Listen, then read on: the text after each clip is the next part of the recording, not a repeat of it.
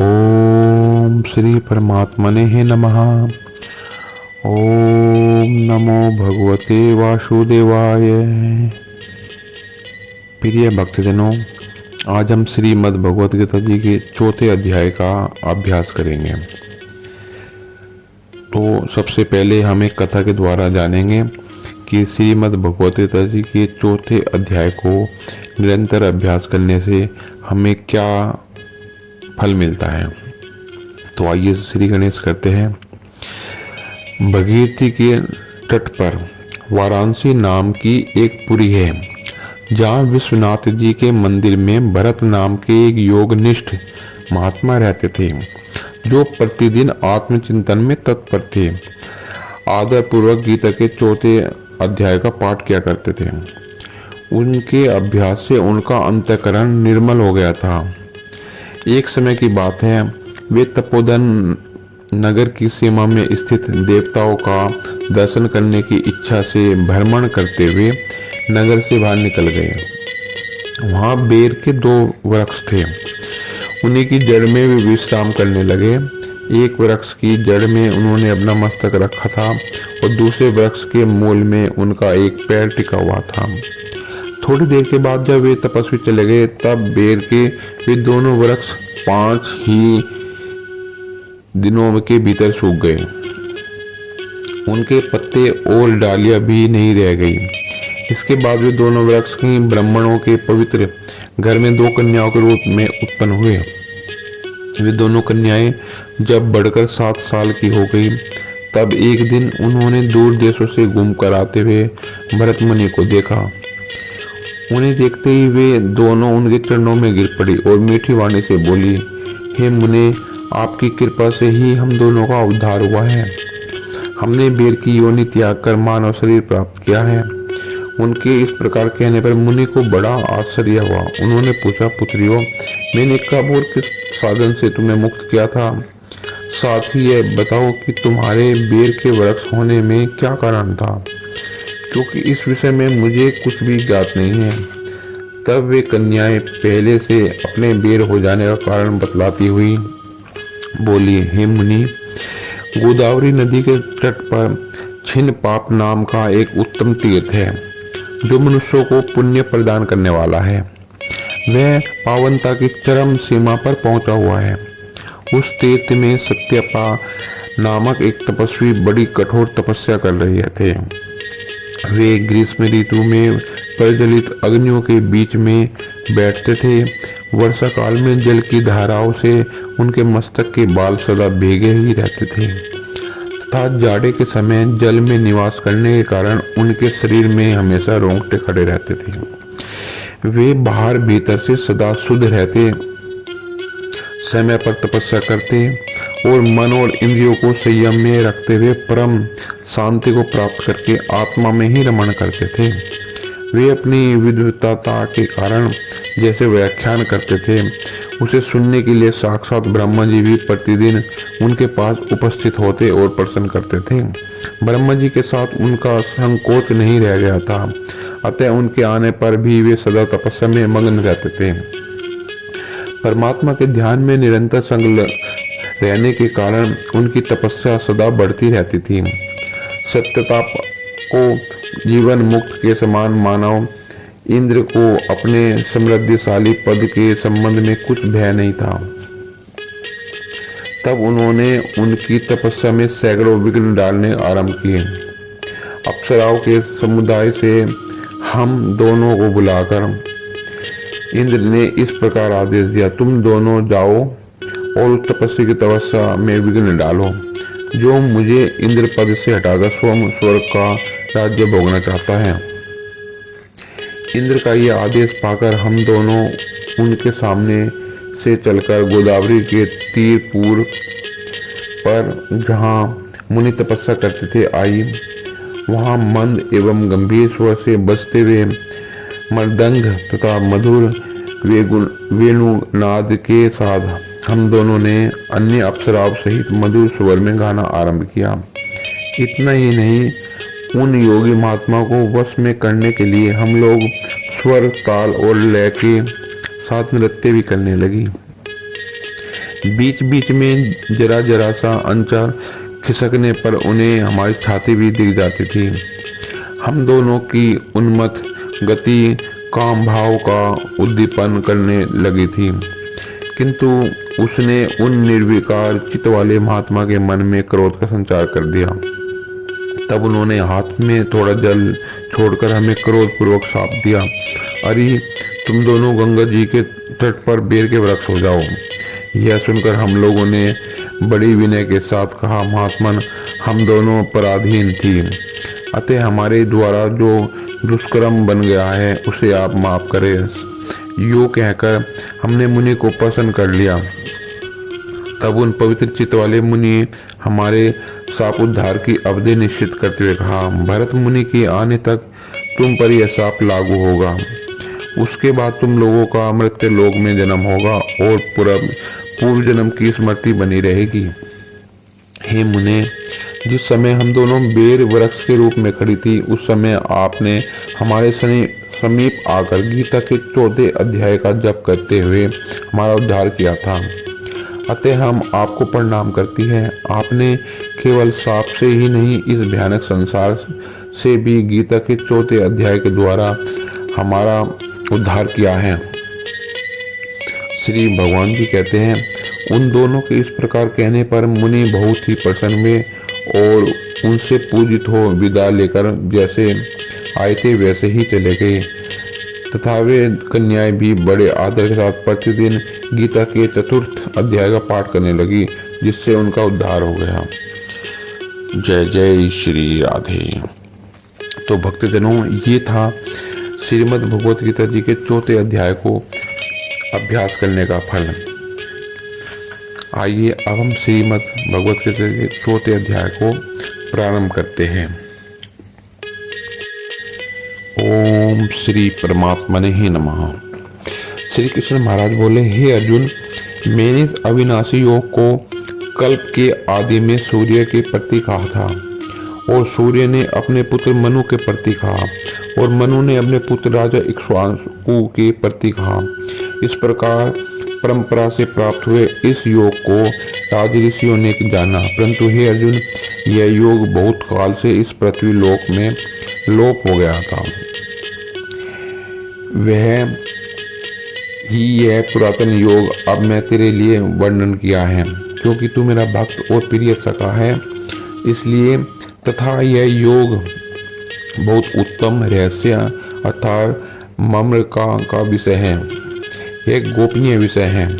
इस प्रकार भगवान श्री कृष्ण महाराज के वचन सुनकर अर्जुन ने पूछा, हे भगवान, आपका जन्म तो आधुनिक अर्थात अभी हुआ है, और सूर्य का जन्म तो बहुत पुराना है, जब से पृथ्वी ये सृष्टि बनी है तब से है, इसलिए इस योग को कल्प के आदि में आपने कहा था, मैं ये कैसे जानूं? इस पर श्री कृष्ण महाराज बोले, हे अर्जुन, मेरे व तेरे बहुत से जन्म हो चुके हैं, परंतु हे परंतप, तू उनको नहीं जानता, लेकिन मैं जानता हूँ। मेरा जन्म प्राकृत मनुष्य के समान नहीं है। मैं अविनाशी स्वरूप अजन्मा होने पर भी तथा सब भूत प्राणों का ईश्वर होने पर भी अपनी प्रकृति को अधीन करके योग माया से प्रकट होता हूँ। हे भारत, जब जब धर्म की हानि और अधर्म की वृद्धि होती है, तब तब मैं अपने रूप को रचता हूँ अर्थात प्रकट होता हूँ, क्योंकि साधु पुरुषों को उद्धार करने के लिए और दूषित कर्म करने वालों का नाश करने के लिए तथा धर्म स्थापन करने के लिए युग युग में प्रकट होता हूँ। इसलिए हे अर्जुन, मेरा वह जन्म और कर्म दिव्य अर्थात अलौकिक है। इस प्रकार जो पुरुष तत्व से मुझे जानता है, वह शरीर को त्याग कर फिर जन्म को प्राप्त नहीं होता, किंतु मुझे ही प्राप्त होता है। सर्वशक्तिमान सच्चिदानंदन परमात्मा अज अविनाशी और सर्वभूतों के परम गति तथा परम आश्रय है। वे केवल धर्म को स्थापन करने, संसार का उद्धार करने के लिए ही अपनी योग माया से प्रकट होते हैं।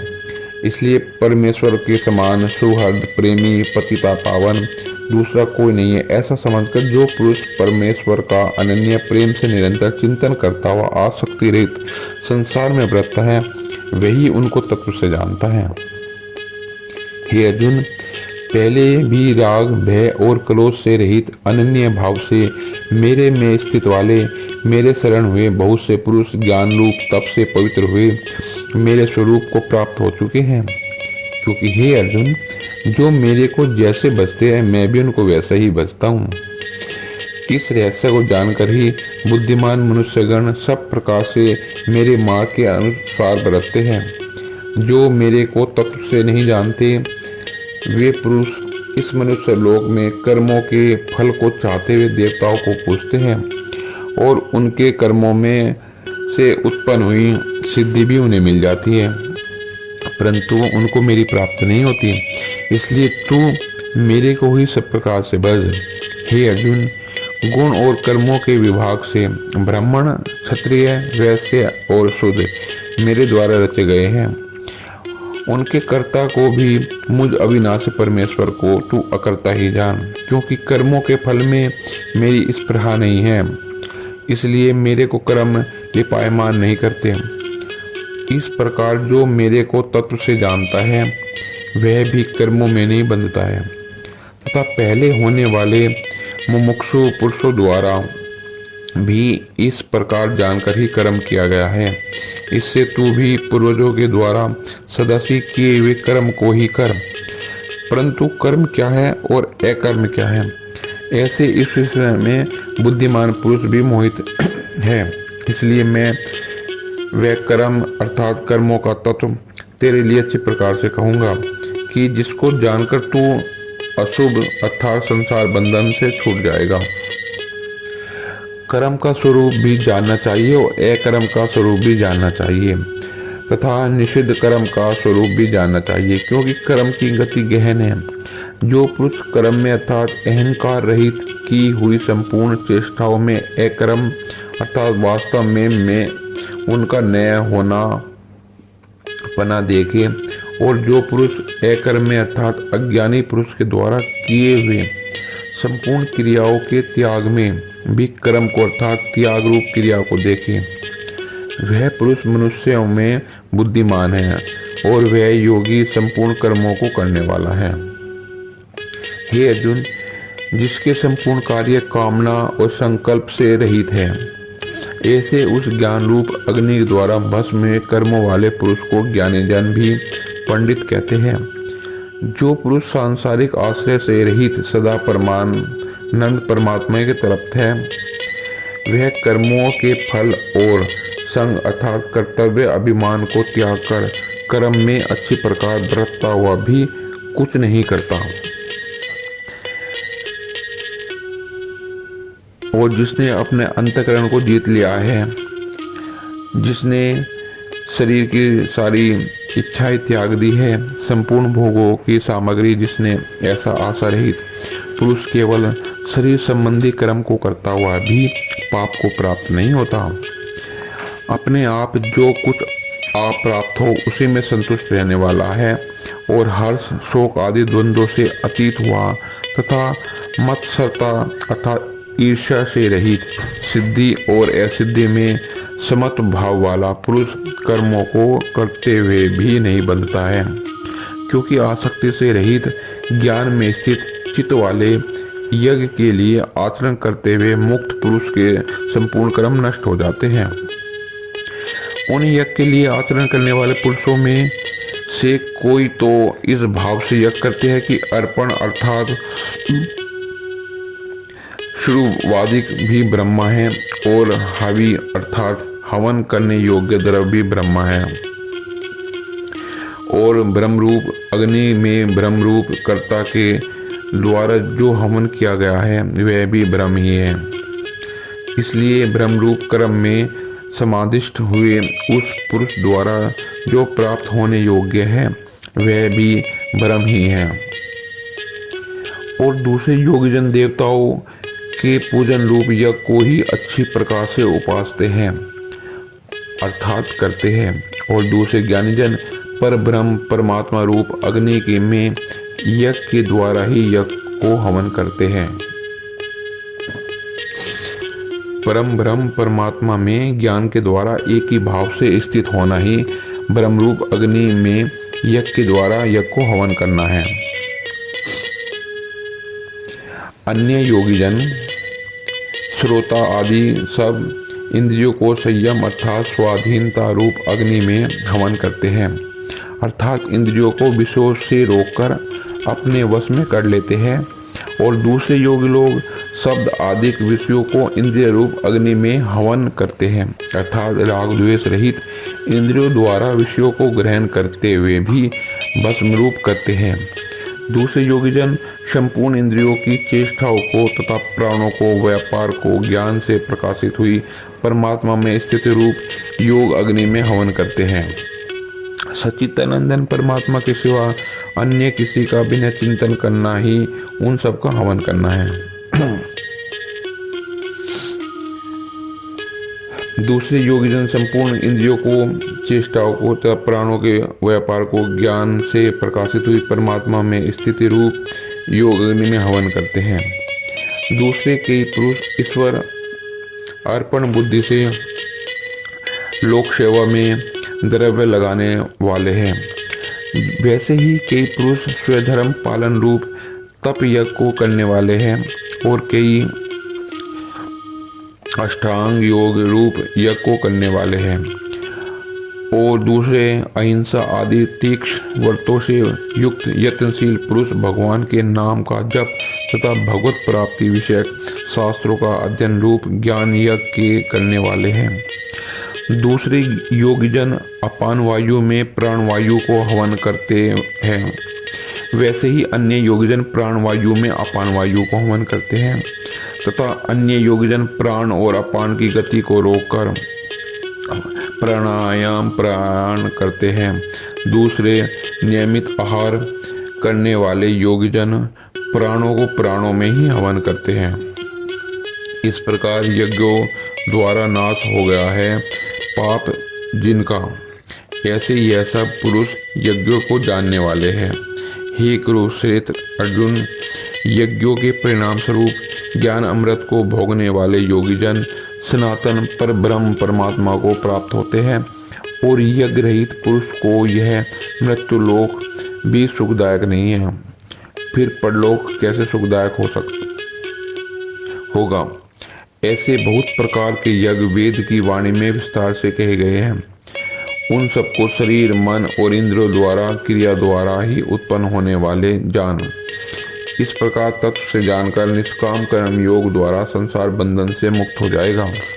हे अर्जुन, सांसारिक वस्तुओं में से सिद्ध होने वाले यज्ञ से ज्ञान रूप यज्ञ सब प्रकार श्रेष्ठ है, क्योंकि हे पार्थ, संपूर्ण यावन मात्र कर्म ज्ञान के शेष होते हैं, अर्थात ज्ञान उनकी पराकाष्ठा है।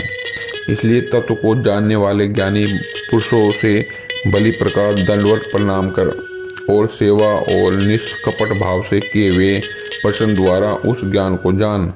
वे मर्म को जानने वाले ज्ञानी जन तुझे उस ज्ञान का उपदेश करेंगे कि जिसको जानकर तू फिर इस प्रकार मोह को प्राप्त नहीं होगा।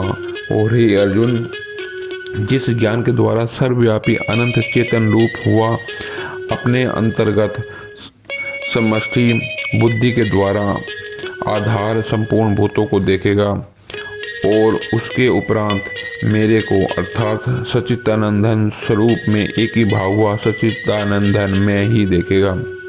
यदि तू सब पापियों से भी अधिक पाप करने वाला है तो भी ज्ञान रूप नौका द्वारा निसंदेह संपूर्ण पापों को अच्छी प्रकार से तर जाएगा। हे अर्जुन, जैसे प्रज्वलित अग्नि ईंधन को भस्म में कर देता है, वैसे ही ज्ञान रूप अग्नि संपूर्ण कर्मों को भस्म में कर देता है। इसलिए इस संसार में ज्ञान के समान पवित्र करने वाला निसंदेह कुछ भी नहीं है।